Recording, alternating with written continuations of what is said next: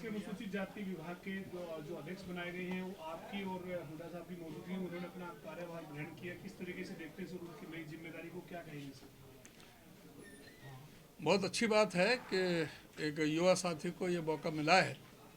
हमारी बहुत शुभकामना है और पूरा हमारा भी सहयोग मिलेगा और हम ये अपेक्षा करते हैं कि वो सारे प्रदेश में जो शेड्यूल कास्ट समाज को एक जोड़ने में एक अहम भूमिका निभाएंगे, जो आज आवश्यकता है आज के वर्तमान परिस्थितियों में। आज के इस कार्यक्रम में जो कार्यभार ग्रहण कार्यक्रम है, उसमें क्या संदेश कार्यकर्ताओं को दिया गया है? क्योंकि 2024 के चुनाव का जल्द ऐलान होना है, लोकसभा के चुनाव का, तो ऐसे में कांग्रेस पार्टी अपने कार्यकर्ताओं को क्या संदेश देकर मैदान में उतार रही है? कार्यकर्ताओं को सीधा सा संदेश है कि भाई सभी में घर घर कांग्रेस तो हमारा अभियान चल ही रहा है, तो खास करके दलित समाज में उनको जाएं और उनके जो समस्या हैं उनको सुने। गरीब समाज जो थोड़ा सा पार्टी से विमुख हुआ था, उसको दोबारा से पार्टी के साथ लाने की आवश्यकता है और मैं समझता हूँ उस दिशा में पूरा प्रयास हमारी पार्टी की तरफ से चल रहे हैं। जगह जगह हमारे दलित समाज के सम्मेलन हो रहे हैं। आपको देखा होगा कि बाबा साहब डॉक्टर भीमराव अम्बेडकर जयंती समारोह सोनीपत में हुआ था प्रदेश स्तर का, वाल्मीकि जयंती का भी हुआ हिसार में, अभी रविदास जयंती का झज्जर में है अभी 25 तारीख को। तो हम सबको साथ में लेकर के जो है उनको जोड़ने का प्रयास कर रहे हैं और ये नई और युवा टीम जो साथ में अभी जुड़े हैं तो उससे निश्चित तौर से फ़ायदा होगा।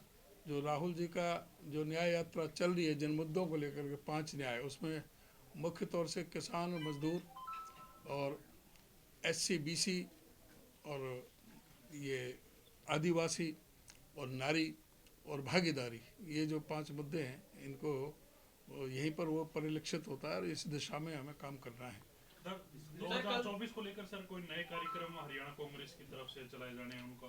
2024 के कार्यक्रम चल रहे हैं, हमारे जन आक्रोश रैलियाँ चल रही हैं। अब ये बीच में धारा 144 लग रही हैं जो कुछ परमिशन नहीं मिल रही। अभी हमारी कई मीटिंगें हमें कैंसिल करनी पड़ी हैं ये परमिशन ना मिलने की वजह से। अभी कलायत की थी, हमारे समाल खा की थी, इधर को जैसे और भी हमारे जहाँ जहाँ ये प्रोग्राम थे वो सारे हमें आगे पोस्टपोन करने पड़ रहे हैं। तो जब ये किसान आंदोलन की वजह से जो चल रहा है, वो भी किसान भी आज सड़कों पर परेशान है, जिस तरह से उनके साथ ज्यादती हो रही है। पहली बार है कि भाई सरकार ही सड़क खोद रही है, रास्ते कांटे कील कांटे बिछा रही है लोगों के। तो ये बहुत ही एक अन्यायपूर्ण रवैया किसान के प्रति सरकार का जो चल रहा है, तो उसकी वजह से परेशानी है। सारा हरियाणा परेशान है, पंजाब परेशान है, सारे देश का जो किसान है वो बड़ी टकटकी लगा करके देख रहा है कि भाई ये सरकार किस तरह से किसानों के साथ में जो अन्याय पर उतरा हुआ है। कल से बजट सेशन शुरू हो रहा है, तो कौन से मुद्दे वो होंगे कांग्रेस की ओर से जो उठाए जाएंगे सर? अभी आज शाम को 6 बजे की मीटिंग है विधायक दल की, वो सारे मुद्दे डिस्कस होंगे, फिर आपको बता देंगे सारे। किसानों की बात की है अभी तो ये जो आज का जो कार्यक्रम है ना इसी पे फोकस रखो, बाकी शाम को जब मीटिंग हो जाएगी कल को वो मुद्दे आ जाएंगे। सर आपने राहुल गांधी जी किसान और मजदूर की ये 5 न्याय को लेकर आगे बढ़ रहे हैं, लेकिन जिस तरीके से किसानों की जो ये आंदोलन है, रात बाहर बैठे हैं किसान लगातार और बैरिकेडिंग हो रखी है, बाहर उनको आगे नहीं जाने दिया गया और लगातार बातचीत चल रही है हालांकि, लेकिन सिरे नहीं चढ़ी है बातचीत। तो आप क्या मानते हैं सर कि जो चुनाव के मद्देनजर पार्टी राजनीतिक दलों को मैदान में जाना है, लेकिन उससे पहले इस तरीके से जो स्थितियां बनी है, इंटरनेट बंद है, ट्रैफिक डाइवर्ट किया हुआ है, हर तरीके से लोग परेशान हैं। ये ही तो बहुत बड़ा अन्याय है। सरकार से कोई बात कोई रख नहीं सकते। कई देशों में आंदोलन चल रहे हैं, यहाँ भी होते रहे। भाजपा से पहले जब दूसरी सरकारें थी इस 2014 से पहले, कब आंदोलन नहीं हुए? कभी किसी आंदोलनकारी को कभी सड़क पर इस तरह से कभी रोका गया है?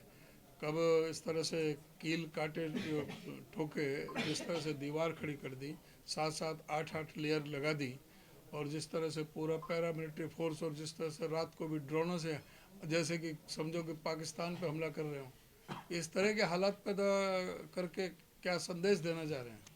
कि मतलब ये कि भाई तानाशाही से ही चलेगा देश में, लोकतंत्र नाम की कोई चीज़ नहीं, कोई अपनी बात को अपने लोकतांत्रिक तरीके से रख नहीं सकते।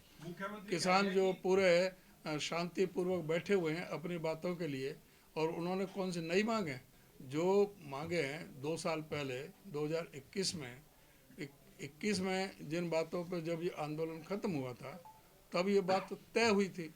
अब तो 2.25 साल हो गए, और वो जो मुद्दे जब इन्होंने बात रखी थी वो 2.25 साल इनको मौका मिला, उसमें कोई इन्होंने उसको हल निकालने की कोई जिम्मेदारी नहीं थी, वो कुछ इन्होंने कोई किया नहीं। तो ये सारी चीज सामने लोग समझ रहे हैं सारे। कल रात को जो प्रपोजल रखा केंद्रीय मंत्रियों ने कि हम 4 फसलों पर एमएसपी देंगे, जो दालें हम बाहर से लाते हैं वो पंजाब का किसान हमें लगा के दे, तो एक नेफेड के जरिए भी उन्होंने कहा कि 5 साल का कॉन्ट्रैक्ट जो है वो हम करवा देंगे। देखिए, सबसे पहली तो बात है कि सरकार को किसानों के साथ बातचीत करके समस्या का तुरंत समाधान करना चाहिए। और बात दूसरी है कि 4 फसलों का नहीं था, जब इन्होंने वायदा किया था जनता के बीच में 2014 में अपने इलेक्शन मैनिफेस्टो में, तो इन्होंने स्वामीनाथन रिपोर्ट को लागू करने के लिए एमएसपी उसके हिसाब से तय करने का और C2+50 के हिसाब से ये इन्होंने अपने चुनाव घोषणा पत्र में भी कहा था। और उससे पहले 2013 में जब मुख्यमंत्री थे हमारे प्रधानमंत्री जी, उन्होंने बाकायदा पत्र लिख करके हमारे डॉक्टर मनमोहन सिंह जी को ये मांग की थी कि भाई C2+50 के हिसाब से स्वामीनाथन रिपोर्ट को लागू की जाए। जब मुख्यमंत्री थे, जब उन्होंने बहुत स्ट्रॉन्ग पत्र भी लिखा और अपने इलेक्शन मैनिफेस्टो में उन्होंने वायदा किया, तो वादा खिलाफी तो वो कर रहे हैं।